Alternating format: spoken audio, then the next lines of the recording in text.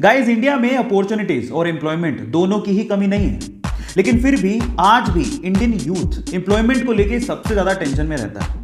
यार, ये जॉब क्यों नहीं मिल पा रही? क्या आपने कभी सोचा है?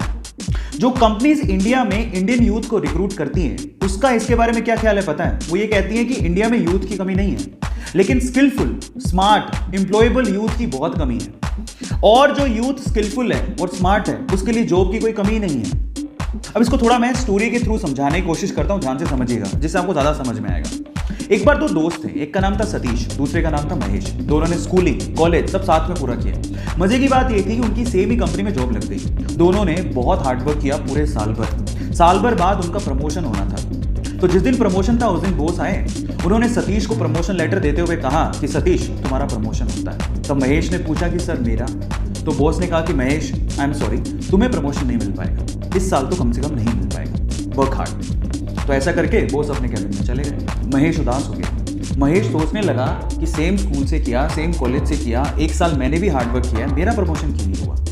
अब दिमाग में उस टाइम क्या बातें आती है पता है? भाई, यहाँ तो बटरिंग से प्रमोशन होता है। जरूर सतीश ने बटरिंग की होगी बॉस की, और उसको गुस्सा आ गया। उसने सोचा मैं कल से नहीं आऊंगा। वो बॉस के कैबिन में गया और बॉस को बोलता है कि बॉस, हमें कल से तो नहीं आऊंगा, आई एम सो सॉरी। तो बॉस ने कहा कि क्यों नहीं आओगे? तो वो कहता है कि बॉस, मैंने बहुत हार्डवर्क किया पूरे साल भर, लेकिन मेरा प्रमोशन नहीं हुआ। अब मुझे ऐसा फील होता है कि इस कंपनी में सिर्फ बटरिंग करने वालों का ही प्रमोशन होता है। मतलब वो डायरेक्टली सतीश पे ब्लेम लगा रहा था कि सतीश ने बटरिंग की है, लेकिन बॉस तो ये जानता था कि सतीश ने बटरिंग नहीं की है। सतीश ने वाकई में हार्डवर्क किया है, वो स्मार्ट है, महेश से स्मार्ट है। अब इस चीज को प्रूव कैसे करें?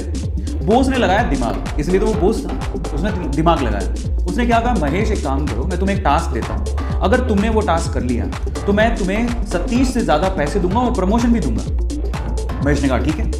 तो बॉस ने कहा तुम एक काम करो, अभी जाओ बाहर, तो हमारे इलाके में पता करो कि आम कौन बेचता है। महेश गया, आधे घंटे बाद वापस आया और बोलता है कि आम एक्चुअली पूरे इलाके में, हमारे इलाके में थोक भाव में सिर्फ एक ही आदमी बेचता है। तो फिर बॉस ने कहा महेश एक और काम करो, अब जाके पता करके आओ कि वो कितने रुपए किलो में आम बेचता है। वो गया, वापस आया, वापस आके बोलता है कि वो 50 रुपए किलो में आम बेचता है। अब बॉस ने क्या कहा, महेश मैं सेम चीज अब मैं सतीश से करवाता हूं, तुम ध्यान से देखना।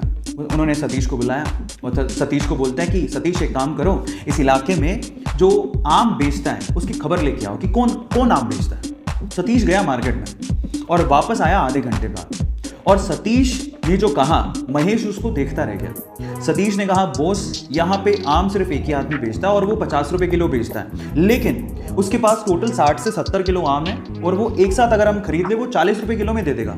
और अगर हमने 40 रुपए किलो में वो 60 से 70 किलो आम बेच दिए और हमने अगर 50 रुपए किलो में से सेल किया तो हमें बहुत प्रॉफिट होगा।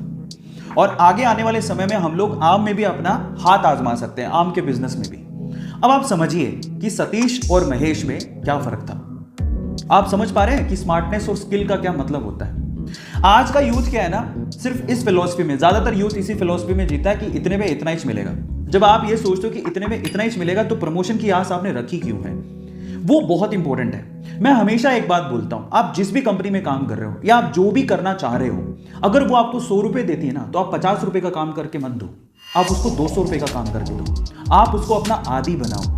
जब आप उसको अपना आदी बना लोगे तो आप जिंदगी में प्रमोशन के लिए या एम्प्लॉयमेंट के लिए टेंशन में कभी नहीं रहोगे। तो अब आपको समझ में आया होगा कि एक्चुअल में क्या मीनिंग है, क्यों लोग एम्प्लॉयमेंट को लेके इतना टेंशन में रहते हैं। सो गाइस, मेरी तरफ से मैंने समझाने की कोशिश करी। ऐसी अमेजिंग स्टोरीज के लिए यूट्यूब पे हमारे चैनल को सब्सक्राइब कर लीजिए, और अगर आप इंस्टाग्राम पे देख रहे हैं तो मुझे फॉलो करना मत भूलिएगा, और इस स्टोरी को लोगों के साथ शेयर जरूर करिएगा ताकि वो समझें कि यूथ और स्किलफुल यूथ में क्या फर्क है। Thank you so much.